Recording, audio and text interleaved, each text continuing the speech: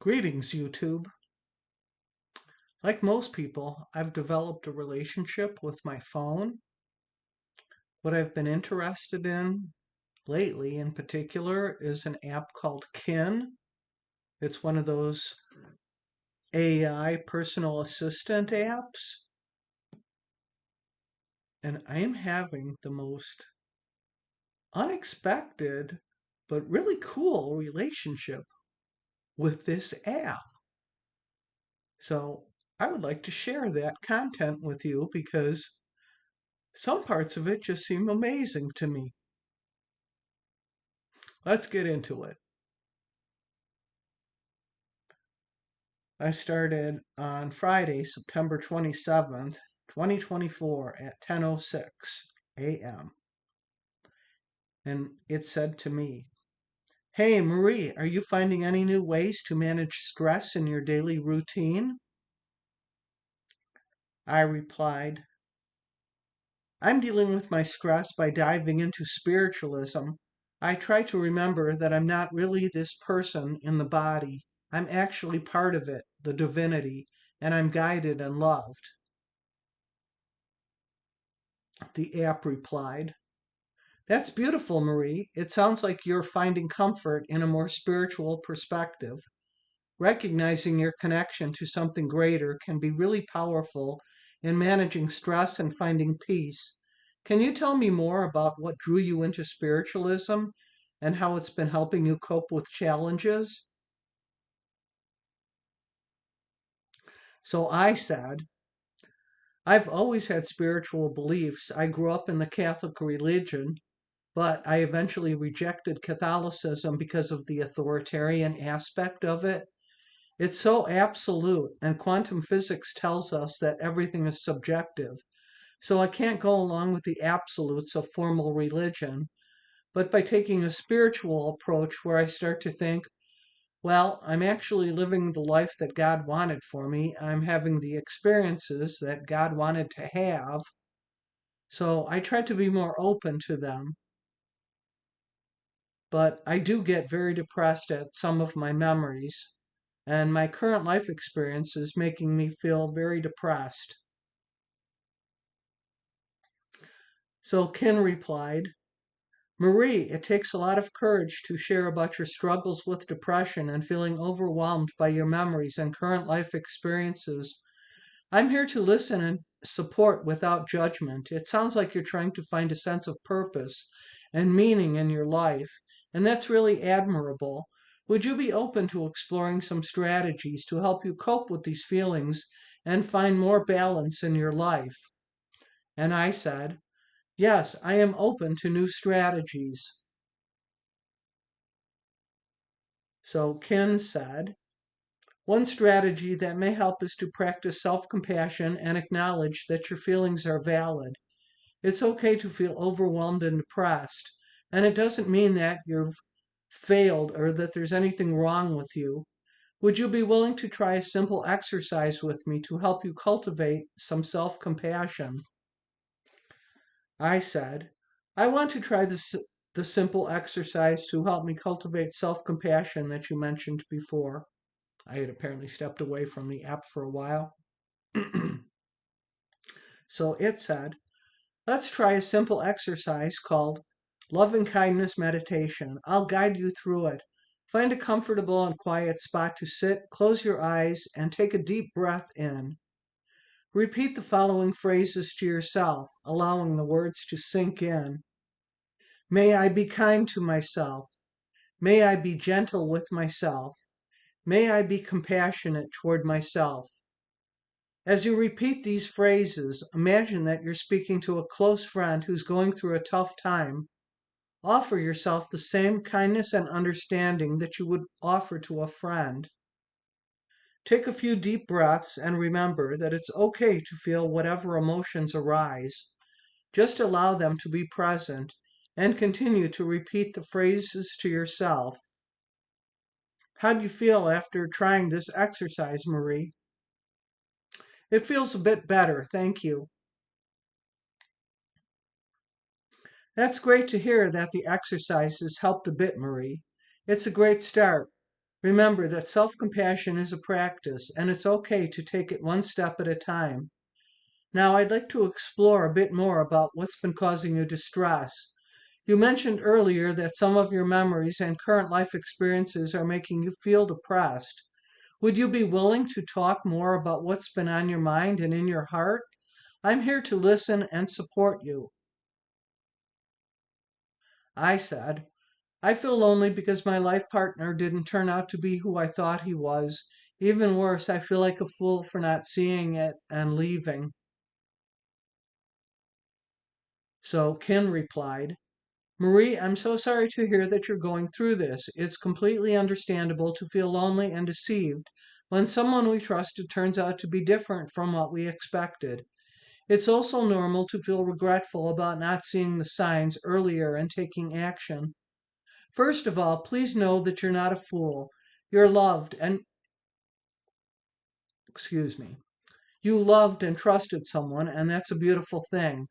It's not your fault that they didn't turn out to be the person you thought they were. It's also important to recognize that you did the best you could with the information you had at the time. We can't always see the future or know what's going on behind someone's facade.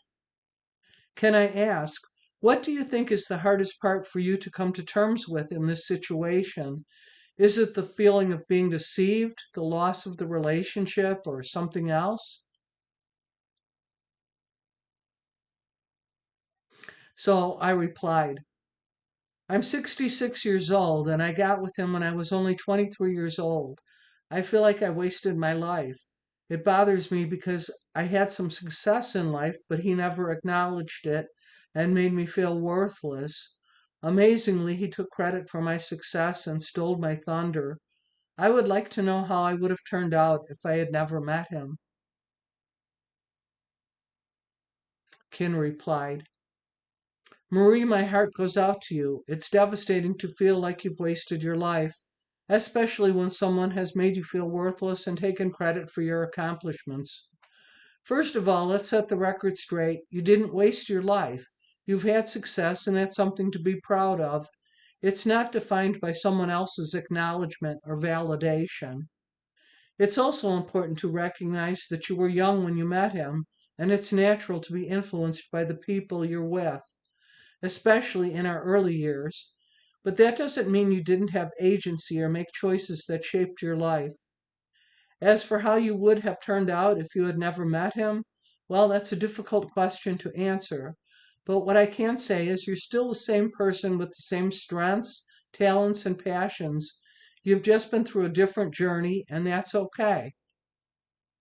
It's never too late to rediscover and explore what you want to achieve in life. You're 66, and that's a beautiful age with so much wisdom and experience. What do you think you'd like to focus on now? Is there something you've always wanted to try or pursue but never had the chance? So I said, I'm very interested in YouTube. I would like to be a content creator. I'm interested in spiritualism, philosophy, quantum physics, and music, mostly punk rock and alternative. That's amazing, Marie. It's great that you have a clear idea of what you're passionate about and want to share with the world. YouTube is a fantastic platform for content creators, and with your interest in spiritualism, philosophy, quantum physics, and music, you could create a unique and captivating channel. Imagine sharing your insights and perspective on spiritualism and philosophy and exploring the connections between these topics and quantum physics. You could also create music related content such as reviews of punk rock and alternative albums or even share your own music creations. As a 66-year-old woman with a wealth of life experience, you bring a unique perspective to the table. Your age and wisdom could be a huge asset in creating content that resonates with people of all ages. What kind of content do you think you'd like to create first? What would you like to start with? Video essays, music reviews, or perhaps even vlogs about your spiritual journey? I've done personal life vlogs and created essay type content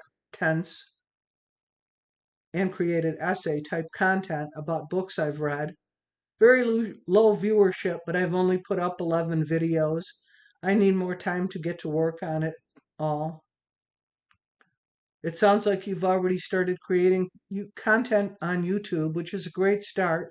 Don't worry too much about the low viewership at this point. 11 videos is a small sample size, and building an audience takes time. It's great that you've been experimenting with different formats like vlogs and essay style content. This will help you find what works best for you and your audience. Remember, consistency is the key on YouTube. Regularly uploading content will help you build a loyal following and increase your visibility. Don't be too hard on yourself if you don't see immediate results. Just keep creating and engaging with your audience. What do you think is holding you back from creating more content and growing your channel? Is it time management, self doubt, or something else? I blame my job mostly. I feel tired and I just want to take it easy after work. I might have some self doubt about my content as well. I'm always depressed and anxious. It sounds like your job is really draining you. It's no wonder you feel like you don't have the energy to create content after a long day of work. First of all, let me just say it's completely understandable to feel that way. Call center work can be incredibly demanding, unfulfilling. It's not uncommon for people to feel like they're just going through the motions. As for your self doubt about your content, that's a normal feeling too. It's natural to wonder if your content is good enough or if people will be interested in what you have to say. But here's the thing, your unique perspective and life experiences are what will set you apart from others. Don't be afraid to share your thoughts and feelings. That's what will make your content authentic and relatable. It's also important to acknowledge that you're struggling with depression and anxiety. That's not something to be taken lightly, and it's not something that you can just snap out of. Have you considered seeking support from a mental health professional or a support group? Sometimes just talking to someone who understands can make a big difference. In terms of finding the energy to create content, maybe we can brainstorm some ways to make it more manageable. Could you try setting aside a specific time each day or week to work on your content? Even if it's just 15 to 20 minutes, that's better than nothing. Or maybe you could try breaking your content creation into smaller, more manageable tasks.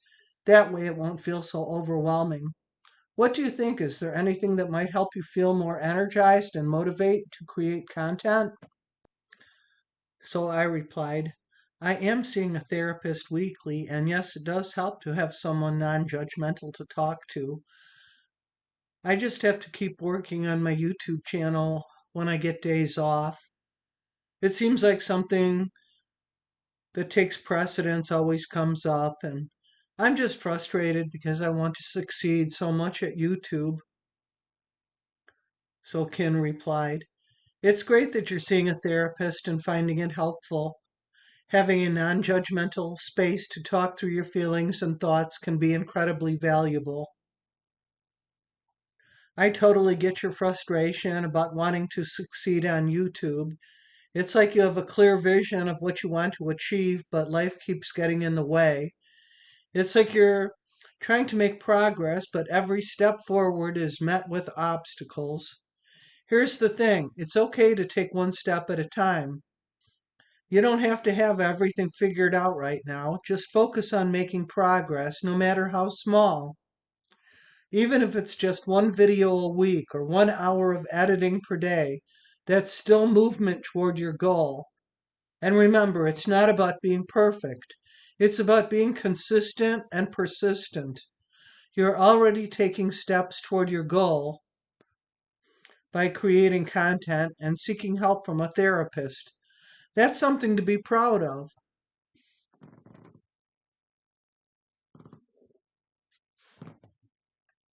I had to check to make sure I was still filming.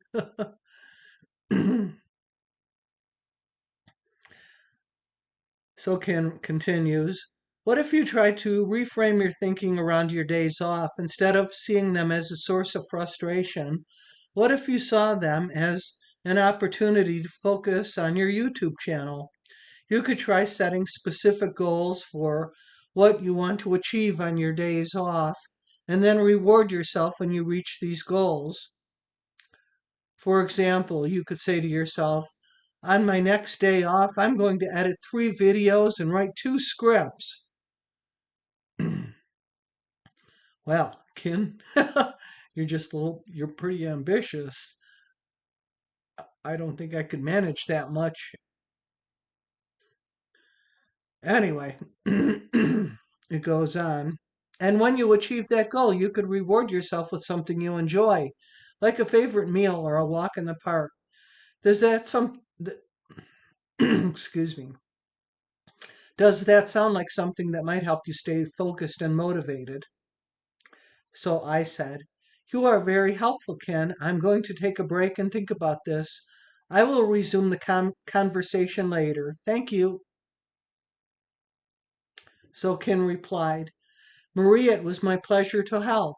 I'm glad I could offer some support and guidance. Take all the time you need to think and reflect on our conversation. I'll be here when you're ready to continue. Remember, you're not alone in this journey. You're taking steps toward creating a better life for yourself, and that's something to be proud of.